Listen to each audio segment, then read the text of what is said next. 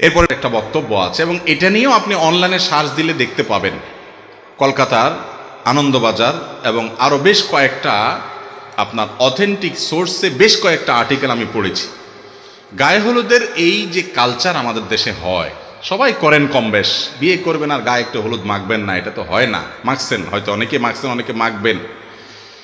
এটার পেছনে একটা বিশ্বাস কাজ করে যে নবদম্পতির তাদের দাম্পত্য জীবন সুখকর হয় শুধু হলুদ না, দুবলা, এটা সেটা অনেক কিছু দিয়া বিশেষ কিছু কাজ করলে, মাখামাখি করলে, কোনো প্রক্রিয়ায় আপনার এই গায়ে হলুদ ইত্যাদি করলে তাতে নাকি নবদম্পতির সুখ হয়। এটা কোনো মুসলমানের বিশ্বাস?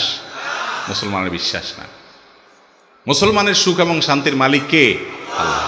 গায়ে হলুদের নাম দিয়া ওই অনুষ্ঠানে বেপরদিগি করে, মিউজিকের ছড়াছড়ি করে, হারামের ভিতরে হাবুডুবু খেয়ে আপনি যদি বিয়ে করেন, ওই বিয়েতে দাম্পত্য জীবনের সুখ করতে হবে, ওখানে আল্লাহর গজব তো এমনিই নাজিল হবে।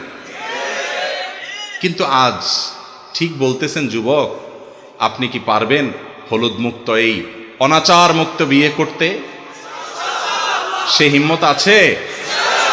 তাই বলে মা বাবার সাথে, মুরব্বীদের সাথে বেয়াদবি করার দরকার নাই। সুন্দর করে বুঝায় বলবেন যে বাবারে, আমার গাত হলুদ মরিচ যা মাখা লাগে আমি নিজে মাখবো, বা পুরুষরা পুরুষদের মাখবে, মহিলারা মাখবে। যদি এটাতে বিউটিফিকেশনে কিছু থাকে, যে দেখলে সুন্দর হয়, শরীরটা সুন্দর হয়, বা ত্বকটা ভালো হয় বিয়ে উপলক্ষে, ঠিক আছে, করলো। এই উদ্দেশ্যে যদি হয় তাহলে সেক্ষেত্রে ওই যে শরীয়তের সীমানা লঙ্ঘন যেন না হয় সেদিকটা করতে হবে। কিন্তু যেটা হয় গায়ে হলুদের নামে, ভাই কি হয় বলেন? ছেলেদেরকে মেয়েদের অনুষ্ঠানে ছেলে মেয়ের মাখামাখি এবং হারাম মিউজিকের ছড়াছড়ি এবং অজস্র অপকর্মের ছড়াছড়ি, এগুলোর মাধ্যমে দাম্পত্য জীবনের সুখ হয় না, অসুখ হয়, আরো অশান্তি হয়। আল্লাহ তাআলা আমাদেরকে বুঝার তৌফিক দান করুন। অনেকে আবার বলে, এখানে একটা হাদিস নিয়ে আসে, একজন সাহাবী বিয়ে করে আসার পর নবী সাল্লাল্লাহু আলাইহি ওয়াসাল্লাম বলেছেন, আরে তোমার গায়ে কালার দেখা যাচ্ছে, বিয়ে করছো নাকি? বলে হ্যাঁ রাসূলুল্লাহ, বিয়ে করছি। এইটা দিয়ে আমাকে অনেকে বলে যে তাহলে বোঝা গেছে বিয়ের সময় গায়ে কালার লাগানো জায়েজ আছে, হলুদে কালার আছে, অতএব সেটা জায়েজ আছে। তো আমি তো বলছি ভাই, কালার হিসাবে যদি আপনি লাগান, হলুদ কেন লাগাবেন? টকটকে লাল মরিচ লাগান, সমস্যা কি? এটা তো আপনার ব্যাপার। কিন্তু এটার ইতিহাস যখন আমরা ঘাঁটি, তখন তো সেখান থেকে ভিন্ন কিছু বলে। মুসলমানের সন্তান তো সেটা করতে পারে না। দুইটা জায়গাতে মানুষ ইসলামকে টানে। আমাদের দেশে মুসলমান দুই কিসিমের। কয় কিসিমের মুসলমান? এটা আব্দুল্লাহ জাহাঙ্গীর বক্তব্য। স্যার বলতেন মুসলমান দুই প্রকার আমাদের দেশে। এক হলো সেকুলার মুসলমান, আর একটা হলো রেগুলার মুসলমান। একটা হলো সেকুলার মুসলমান, আরেকটা হলো রেগুলার মুসলমান। রেগুলার মুসলমান মানে কি? ইন্না সালাতি ওয়া নুসুকি ওয়া মাহইয়ায়া ওয়া মামাতি লিল্লাহি রাব্বিল আলামিন। আমার সালাত, আমার হজ, কুরবানি, আমার উপার্জন, আমার ব্যয়, আমার জীবন মরণ, আমার সব কিছু আল্লাহর জন্য সমর্পণ করলাম। আল্লাহ যা বলবেন তা, আমার গোটা জীবন তার কাছে সমর্পণ করে দিয়েছি। এ হলো রেগুলার মুসলমান। আর সেকুলার মুসলমান হলো জুমার দিন মসজিদে যাওয়ার সময় প্যান্ট থেকে টুপিটা বের করে লম্বা করে ভাঁজ করে সুন্দর করে দিয়ে নামাজটা পড়লো। নামাজ শেষে মসজিদ থেকে বের হয়ে টুপিটা এমনি করে খুলে সুন্দর করে ভাঁজ করে প্যান্টে এমনভাবে ভাঁজ করে রেখে দিল, ওইটা টুপি ভাঁজ করা নাই, তার গোটা ইসলামটা, ধর্মটা ভাঁজ করে রেখে দিচ্ছে। ঠিক না ঠিক? বলে আপনি কেমনে বুঝলেন টুপির সাথে ধর্ম ভাঁজ করছে? আমি বুঝছি এজন্য যে টুপি ভাঁজ করে সে আবার চুরি, ডাকাতি, 2 নম্বরে টিন চুরি, গম চুরি সব আগের মতো করতেছে। তাহলে সেক্ষেত্রে এই টুপি ভাঁজটা টুপি ভাঁজ হয় নাই, এটা তার ধর্মের ভাঁজ হয়ে গেছে। ঠিক না? ঠিক যারা বলতেছি আমরা অনেকে এ রোগের রোগী। আল্লাহ তাআলা আমাদেরকে হেদায়েত দান করুন। আল্লাহ তাআলা আমাদেরকে পরিপূর্ণভাবে ইসলামে দাখিল হওয়ার তৌফিক দান করুন। ভাইরা আমার, তো যে কথা বলছিলাম যে পরিপূর্ণভাবে ইসলামে দাখিল না হওয়ার কারণে এই যে সেকুলার মুসলমান যারা মনে করে যে টুকটাক দড়ি মাছ নাচুই পারে, 2-4 ওয়াক্ত নামাজ কালাম পড়লাম, একটু মাঝে মধ্যে টুপিটা বাঁধিলাম, ঈদগাহে গেলাম টেলাম, একটু পাঞ্জাবি পড়লাম, বাস ইসলাম হয়ে গেল, এই টাইপের মুসলমান কখনো আল্লাহর কাছে নাজাতের আশা করা কঠিন। আল্লাহর কাছে নাজাতের আশা করতে পারে রেগুলার মুসলমান, যে নিয়মিত মুসলমান। ঠিক না ঠিক? অতএব এই বিষয়টাকে মাথায় রেখে মনে রাখতে হবে, আমার সব কাজ হতে হবে আল্লাহর উদ্দেশ্যে। আপনি জীবনে শুধুমাত্র 2 জায়গায় ইসলামকে টানবেন। আমি বলছিলাম যে আমার দেশে বেশিরভাগ মানুষ অন্য জায়গায় ইসলাম টানে না। দোকান দেওয়ার সময় হুজুর ডাক দেয় কি জন্য? দোয়া করার জন্য, নাকি হালাল হারাম জানার জন্য? কয়জন দোকানদার আপনাদের সোনাগাজীতে আছে যে দোকান করার সময় ওলামাদের মাদ্রাসার একজন উস্তাদকে রিকোয়েস্ট করছে, হুজুর একটু আসেন, আমার এই দোকানটাতে কোন কোন কাজ হারাম হতে পারে, কোন কোন কাজ হালাল হতে পারে, আমাকে একটু ধরাই দেন, বুঝাই দেন, যাতে আমি হারামে না পারি। এরকম লোক ডাকে? ডাকে কি জন্য? হুজুর আসেন একটু দোয়া করে দেন, আমি যে দুর্নীতি করব, আমি যে মানুষের ঠকাবো, আমি যে 2 নাম্বারই করব, বাকির খাতায় মিথ্যা কথা লিখে রাখবো, আমি যত বদমাইশি করব, সব মিলে আমার পয়সা চাই দিন শেষে, আপনি একটু দোয়া করে দেন আল্লাহ যেন অনেকগুলো পয়সা দিয়ে দেয়। কি বলেন? আল্লাহ দুনিয়ার সব মৌলবী মিলে যদি দোয়া করে, আল্লাহ এই দোকানে বরকত দিবে, হারামের দোকানে? কিন্তু আমরা মুসলমানরা সেটা বুঝি না। ভাই, কোনো হুজুরের দোয়ার দরকার নাই, আপনি হক হালালি চলেন, আল্লাহর কাছে নিজে দোয়া করেন, ইনশাআল্লাহ আল্লাহ তাআলা আপনার ব্যবসা বরকত দিবে। আর আপনি হারাম খাবেন আর হুজুর যদি দোয়া করাবেন, কাজে আসবে না। আমার বোধহয় ইমামতির সময় 2001 সাল, 2 সাল বা 3 সাল এরকম কোন একটা সময় মণিপুরে এক মসজিদে আমি ইমামতি করতাম। একবার আমার মসজিদের সামনে একটা নতুন দোকান হচ্ছে, তো আমাকে ডাক দিয়ে নিয়েছে, হুজুর একটু আসেন দোকানে। কি হবে? দোকান উদ্বোধন হবে, আপনি একটু দোয়া করে দিয়েন। গেলাম, মানুষজন আছে অনেক, দেখি মিষ্টির প্যাকেট ট্যাকেট আছে, শুধু ধারে ধারে আপনার ধরে আপনার তাক সাজানো আছে, অন্য কিছু নেই। আমি বললাম ভাই কিসের দোকান? তো তখন সিডির যুগ ছিল খুব বেশি, এখন তো সিডি চলে না। আমার বলে হুজুর একটা সিডির দোকান দেবো আল্লাহ যদি বাঁচা। তো আমি বাবারে, সেই যুগে সিডির দোকান মানে কি আমরা তো সবাই জানি, তাই না?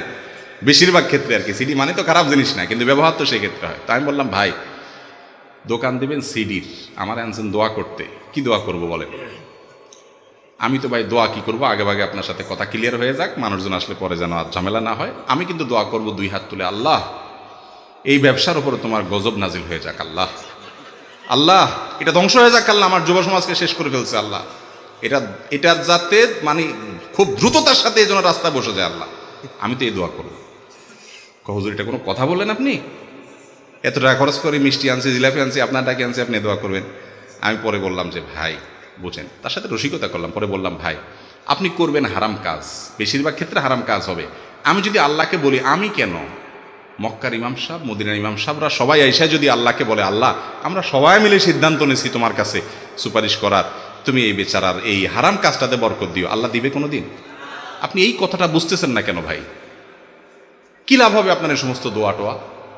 যদি বলেন যে দোয়া টোয়া এগুলা সব হলো আইওয়াশ, মানুষ জানবে এই দোকানে সিডি বেচা হয়, এক উসিলে আপনার সোয়াব হবে, তাহলে সেক্ষেত্রে এটা তো ধর্ম ব্যবসা হলো। এটা কি হলো? ধর্ম ব্যবসা হলো। তো এই ধরনের কাজগুলো আমাদের সমাজে আজকাল আমরা করি কি করি না? 2 জায়গায় মানুষ ইসলামকে একটু টানে, দোকানদারির সময় টানে না, চাকরির সময় টানে না, বিদেশ ছেলেটাকে পাঠাবে জিজ্ঞাসা করে না হুজুর হালাল কোনটা হারাম কোনটা। 2 জায়গায় ইসলামকে একটু টানে, এক হলো বিয়ে, আরেকটা হলো দাফন। দাফনের সময় মৌলভী সাহেবের ডাক দেয়, বিয়ের সময় হুজুর আসেন বিয়েটা পড়ান, ঠিক না ঠিক? এটা যেন ইসলাম মতো হয় এটা চেষ্টা করে, আর দাফনের সময়ও চেষ্টা করে। এই 2 জায়গায় যখন আপনি ইসলাম একটু মানার চেষ্টা করেন, সেখানে পর্যন্ত আপনি এত পরিমাণ ভেজাল রেখেছেন, ইসলামী খুঁজে পাওয়া যায় না।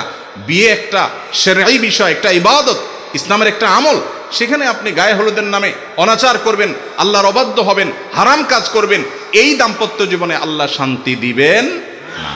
একটা কথা আমি সব সময় বলি, সব জায়গায় বলি, এই যে মুরব্বীরা যারা আছেন, মঞ্চে অনেক মুরব্বীরা আছেন, দাড়ি পাকা মুরব্বীরা, জিজ্ঞেস করে দেখেন ওনাদের সাথে ওনাদের স্বামী স্ত্রীর পারস্পরিক বোঝাপড়াটা আমাদের তরুণদের মতো নাকি তার চাইতে অনেক স্ট্রং, অনেক হ্যাভি না? আজকাল তরুণদের দেখবেন সকাল বিকাল ঝগড়া লাগে, আজকে বিয়ে করেছে 6 মাস পরে ভেঙে গেছে, 3 দিন পরে দরবার হয়েছে, 6 দিন পরে মামলা হয়েছে, 10 লাখ 20 লাখ 50 লাখ মহর ধরে, কেন যাতে বিয়ে না ভাঙে, তবুও ভাঙে না, এত টাকা দিয়েও বাদ দেওয়া যায় না, ছুটে যায়। অথচ এত ভালোবাসাবাসি মুরব্বীরা তো এগুলো বুঝতেও না। এখন আপনি SMS এ ভালোবাসেন, মোবাইলে ভালোবাসেন, এমনি ভালোবাসেন, সিটিতে ভালোবাসেন, ফেসবুকে, মেইলে, কত রাস্তা ভালোবাসার আপনার। এত ভালোবাসার মধ্যে এত অশান্তি কেন? আর মুরব্বীরা ভালোবাসাবাসি তো পরের কথা, চাচি বেচারা 10-15টা পোলাপান পালতে পালতে শেষ, গরু ছাগলের খাবার জোগাড় করতে করতে শেষ, কাজের লোকদের খাবার জোগাড় করতে করতে শেষ, চাচার সাথে দিনে রাতে 24 ঘন্টায় একান্তে বেচারি 10 মিনিট একটু আলাপও করার সুযোগ পায় নাই। চাচা বেচারা কাজ করতে করতে অস্থির, কোনো সময় পায় নাই মহব্বত নিবেদন করার জন্য।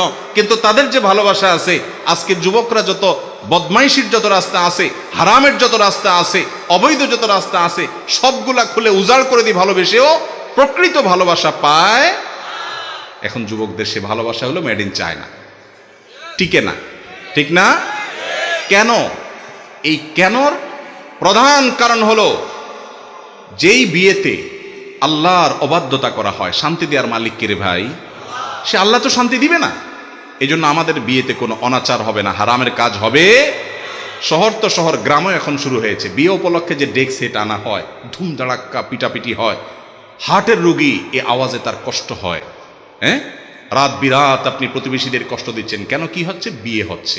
ভাই আপনি বিয়ে করছেন, গান শুনে জাহান্নামে যাবেন, আপনারটা আপনি শুনেন, কিন্তু আপনার গানের বিকট আওয়াজে আশেপাশে মানুষের ঘুম হারাম হয়ে যাবে, এটা কোনো সভ্যতা হতে পারে? অথচ মুসলমানের বিয়ের মধ্যে করছি আমরা। আপনাকে বদদোয়া দিচ্ছে, যে গান শুনে হারাম মনে করছে সে বদদোয়া দিচ্ছে, যারে আওয়াজে কষ্ট হচ্ছে সে বদদোয়া দিচ্ছে, একজনে মোবাইলে কথা বলতে পারছে না বিকট আওয়াজের কারণে। এই বর্বরতা, এই অসভ্যতা যদি কারোর বিয়েতে থাকে, সেই বিয়ে থেকে বরকত কোত্থেকে আসবে? এই জন্য যুবকরা বিয়েকে সকল হারাম মুক্ত করে, অনাচার মুক্ত করে সুন্নাহসম্মত বিয়ে করব ইনশাআল্লাহ। সুন্নাহসম্মত বিয়ের রূপরেখা নিয়ে আমরা একটা আলোচনা দীর্ঘ কোনো একটা মাহফিলে করব। আল্লাহ তাআলা আমাদেরকে তৌফিক দান করুন। অনেক কথা বলে ফেলেছি গায়ে হলুদ থেকে। গায়ে হলুদ এর যত আনুষ্ঠানিকতা আছে, এটাকে কেন্দ্র করে যত আনুষঙ্গিক কাজ আছে হারাম, সেগুলো যদি থাকে তাহলে এটা তো এমনি হারাম। আর এছাড়া এটার ইতিহাস বলে এটা ভুল বিশ্বাস, ভ্রান্ত বিশ্বাস থেকে এসেছে। অতএব গায়ের সৌন্দর্য বা অন্য কোনো উপকারিতার কারণে যদি কেউ দেন দিতে পারেন, কিন্তু শরীয়তের সীমানার মধ্যে থেকে।